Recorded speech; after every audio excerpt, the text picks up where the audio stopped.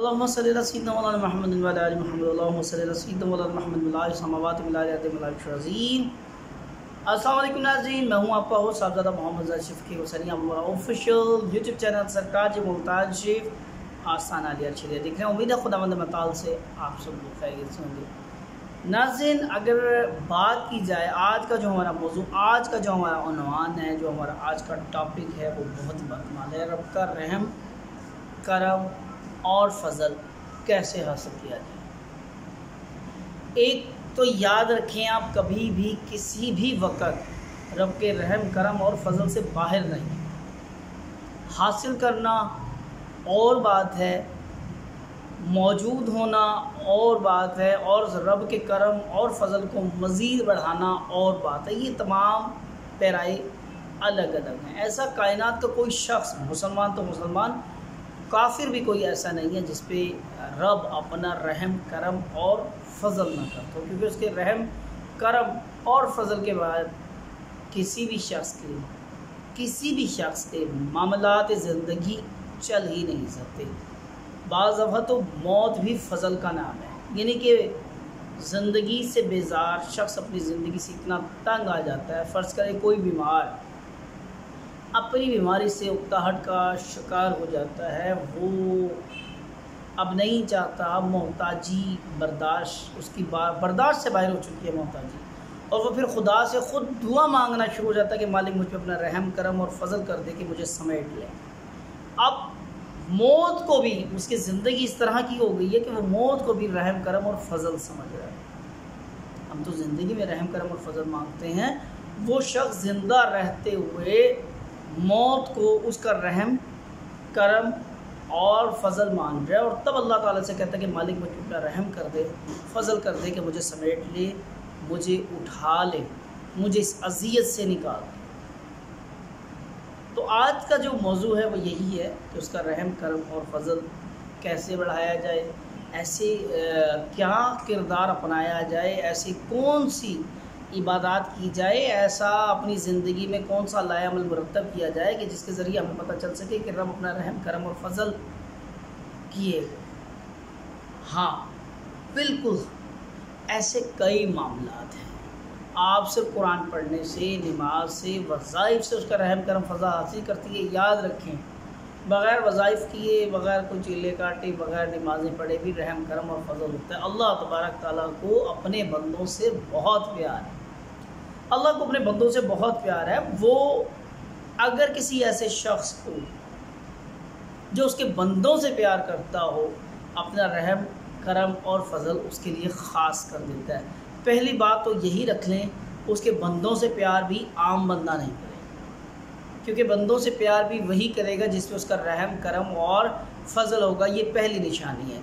और बंदों से प्यार से मुराद ये है, वो मखसूस बंदों से प्यार नहीं करेगा। इसे रहम करम और फजल मानते हैं, ये भी रहम करम और फजल के होता है, लेकिन ये किसी हद तक ताबे होता है। ये जैसे हर शख्स को अपनी फैमिली से प्यार होता है, ये भी रहम करम और फजल है, लेकिन इसकी एक मिकदार है। हम कहते हैं कि सिर्फ 10%। एक शख्स अपनी फैमिली से बाहर निकल के आस पड़ोस, अपने हमसाए, अपने रिश्तेदार और बिरादरी के लोगों से ज़्यादा प्यार करता है, अब हम कहेंगे इस पे अल्लाह का ज़्यादा फजल है।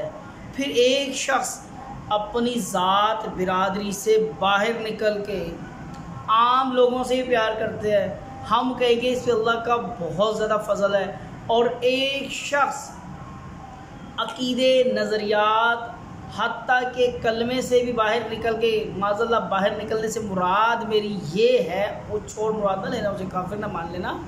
बाहर मुराद मेरी ये है कि सिर्फ वो मुसलमानों से प्यार ना करे, वो इंसानियत से प्यार करे, हर तरह के बशर से, हर तरह के बंदे से, हाँ वो हिंदू है, वो काफिर है, वो यहूदी है, वो ईसाई है, वो उन पे भी ये जान के रहम करम और फजल करे कि ये भी मेरे खुदा की मखलूक है।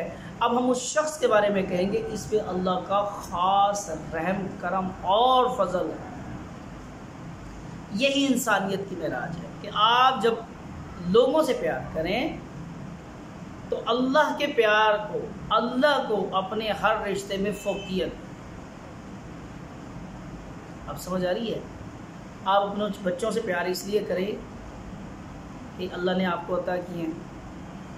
आप अपनी बेगम से प्यार इसलिए करें कि अल्लाह ने इसको मेरे नसीब में लिखा था, ये मेरे निकाह में आई। अपनी माँ से प्यार जो हम जान के करते हैं कि जन्नत, तो वो जन्नत किसने बनाई है? वो भी अल्लाह ने बनाई। जब आप तमाम रिश्तों में अल्लाह की मोहब्बत को अवलियत देंगे, तमाम रिश्तों में, दोस्तों के, यानी कि आपने कोई दोस्त बनाया है और आप ये जान लें कि ये दोस्त अल्लाह के रहम करम और फजल के बगैर नहीं है, वो अल्लाह ही है जिसने मुझे इतना प्यारा, इतना मुखलिस मेरा दोस्त दिया। यानी कि आपने दोस्ती के ऊपर, अपनी रिश्तेदारी के ऊपर, अपने माँ बाप, बहन भाई, हर रिश्ते से ऊपर जो फोकियत देनी है तो वो अल्लाह को देनी है। जब आप तमाम रिश्तों में मालिक की ज़ात को नुमाया रखेंगे, आप याद रखें, आप सबसे ज़्यादा रहम, आप सबसे ज़्यादा करम, आप सबसे ज़्यादा फजल वाले हो। यही अल्लाह का रहम, अल्लाह का करम, अल्लाह का फजल होता है। यानी कि हक बात की जाए, हक सुना जाए, हक पे रहा जाए, किसी के लिए ख़ास तुम्हारे माँ बाप गलत हों, आप डंके की चोट पे कहें कि मेरे माँ बाप गलत थे, बहन भाई गलत हो, उनके लिए कहें। अगर वो किसी की हक तलफी करें तो उनके ख़िलाफ़ जाएं, हत्ता कि आपके रिश्तेदार बिरादरी भी गलत करें, उनके भी ख़िलाफ़ जाएं। अगर आपकी पूरी कौम, पूरी उम्मत भी गलती की तरफ जा रही तो आप अकेले रहें, क्योंकि नबी करीम सल्लल्लाहु ताला अलैहि वसल्लम की हदीस मुबारक आप सबने फरमाया कि अगर